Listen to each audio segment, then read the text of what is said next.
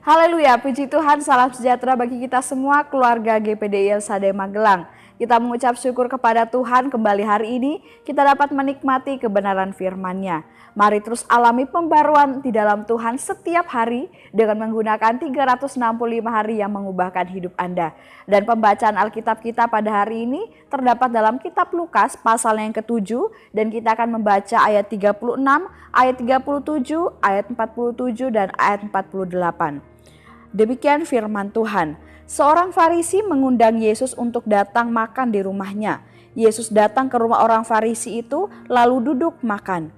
Di kota itu ada seorang perempuan yang terkenal sebagai seorang berdosa. Ketika perempuan itu mendengar bahwa Yesus sedang makan di rumah orang Farisi itu, datanglah ia membawa sebuah buli-buli pualam berisi minyak wangi. Ayat 47 sampai ayat 48.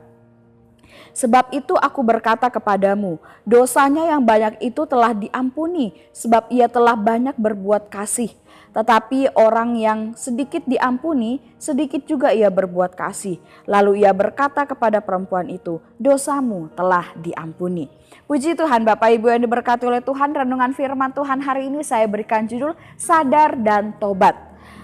Kita akan mempelajari kebenaran firman Tuhan ini bersama-sama dengan menggunakan OIA. Kita akan menerima berkat dan pesan Tuhan melalui renungan 79 hari ini.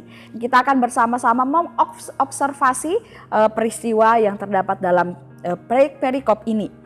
Siapa saja tokoh yang terlibat dalam peristiwa ini? Di sini kita dapat menemukan ada Tuhan Yesus, ada Simon, seorang Farisi yang rumahnya kemudian didatangi Tuhan Yesus, di mana Simon ini mengundang Tuhan Yesus untuk makan di rumahnya. Kemudian perempuan yang terkenal berdosa, kemudian orang-orang Farisi yang juga duduk makan bersama di rumah Simon. Nah, apa peristiwa utama yang terjadi dalam kisah ini? Ya, di sini kita bisa melihat ada peristiwa di mana Tuhan Yesus diundang untuk makan di rumah Simon orang Farisi. Namun saat Tuhan Yesus sedang makan, datanglah seorang perempuan yang terkenal berdosa di daerah tersebut. Lalu perempuan itu membasahi kaki Tuhan Yesus dengan air matanya dan menyekanya dengan rambutnya. Kemudian ia mencium kaki Tuhan Yesus dan meminyakinya dengan minyak wangi. Nah, mengapa peristiwa ini bisa terjadi?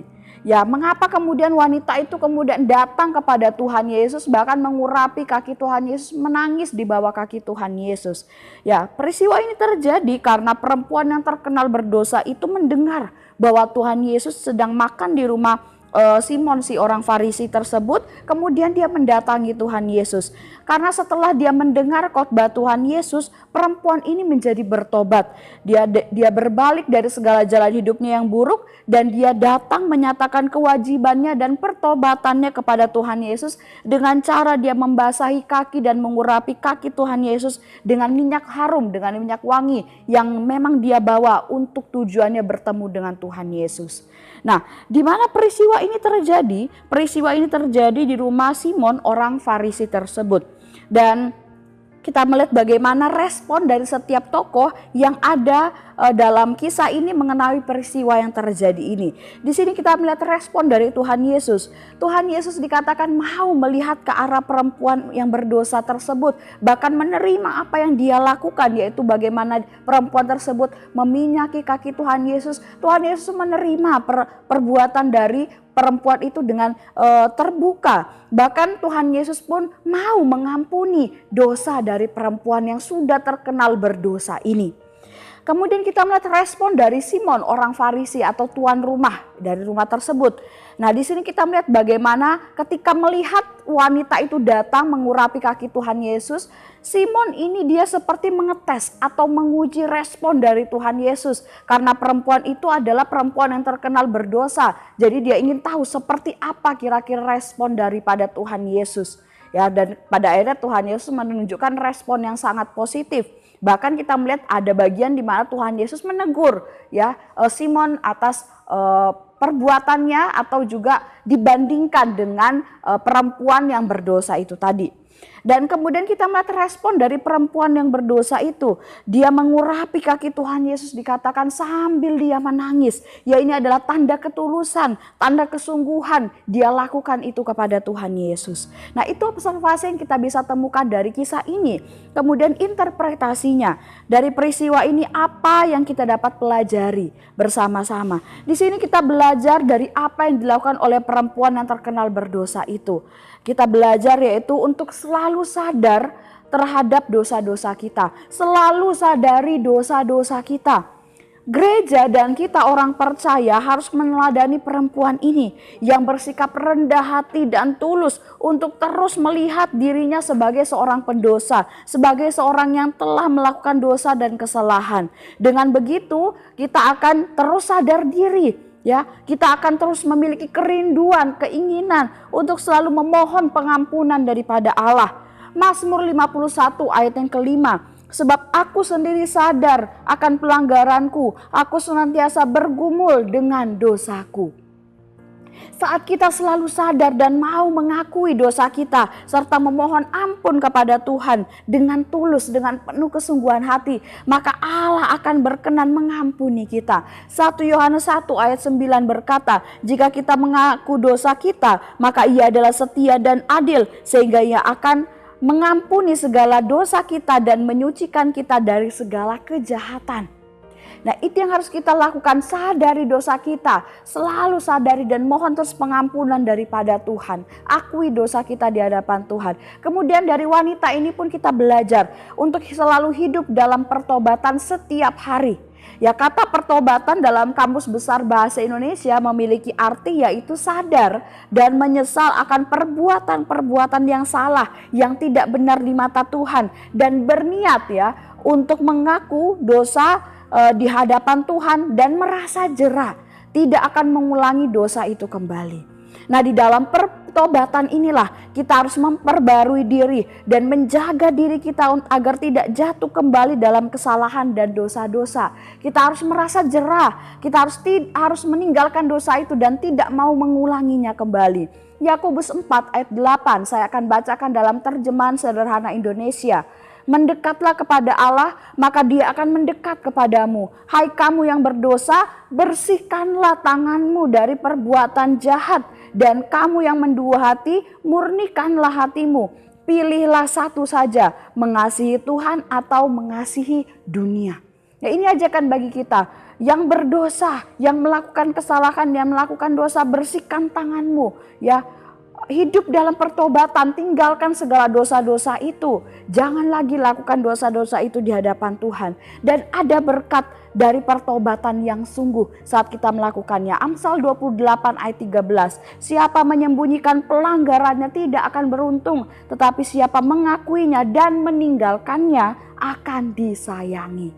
Ya, ini adalah berkat yang luar biasa saat kita hidup terus dalam pertobatan sungguh-sungguh dalam kehidupan kita. Dan kemudian Bapak Ibu, aplikasinya apa yang harus kita lakukan supaya kita terus menyadari dosa serta selalu hidup dalam pertobatan. Kita bisa melakukan yang pertama, pendekatan diri kepada Tuhan dan melakukan peribadatan yang sungguh-sungguh kepada Tuhan Yesus. Kita mendekat kepada Tuhan Yesus artinya iman kita kuat kepada Tuhan dan kita sungguh-sungguh melakukan peribadatan atau melakukan kehendak-kehendak Tuhan dalam kehidupan kita. Kemudian tentunya kita harus berdoa. Kita memohon ampun dan memohon penjagaan Tuhan dari dosa serta meminta pemulihan hidup daripada Tuhan. Karena yang sanggup mengampuni, yang sanggup memulihkan, yang sanggup membebaskan dari dosa itu hanya Tuhan Yesus. Oleh sebab itu kita harus berdoa dan memohon, meminta hanya kepada Dia. Kemudian selanjutnya harus kita lakukan, tentunya kita harus membangun komitmen, mau berkomitmen untuk berubah, membaharui diri, ya benar-benar hidup dalam kebenaran Tuhan dan tidak lagi hidup di dalam dosa. Maka itulah yang harus kita lakukan supaya kita terus hidup dalam kesadaran akan dosa setiap hari. Kita kemudian mau mengakui dosa kita dan terus dapat hidup dalam pertobatan. Inilah yang harus kita lakukan bersama-sama. Pada akhirnya Bapak Ibu yang diberkati oleh Tuhan, mari kita mau terus sadar dan terus hidup dalam pertobatan dalam kehidupan kita sehari-hari. Meskipun kita sudah setia beribadah, setia melayani Tuhan, bukan berarti kita sudah yang paling suci atau yang paling sempurna. Tidak, tapi kita ini adalah manusia yang penuh dengan keterbatasan. Kita sangat rentan, ya, sangat riskan sekali untuk jatuh di dalam dosa. Oleh sebab itu kita harus hidup dalam kesadaran dan juga dalam pertobatan setiap waktu di hadapan Tuhan. Puji Tuhan, Tuhan Yesus memberkati kita semuanya melalui dengan firman Tuhan ini. Kami mengucapkan terima kasih bagi Bapak Ibu semua yang telah mengikuti Renungan 79. Kiranya dapat menjadi berkat kekuatan bagi kita semuanya. Bagi Bapak Ibu saudara-saudari yang ingin didoakan untuk pokok doa tertentu ataupun ingin menceritakan kesaksian mujizat, baik mujizat kesembuhan, pemulihan masalah keluarga dan lain-lain, dapat disalurkan melalui chat WhatsApp di nomor 0813 2742 0088. Mari kita akan mengakhiri renungan ini dengan berdoa. Kami mengucap syukur Tuhan Yesus buat kebenaran firman-Mu yang kami dapat nikmati hari ini.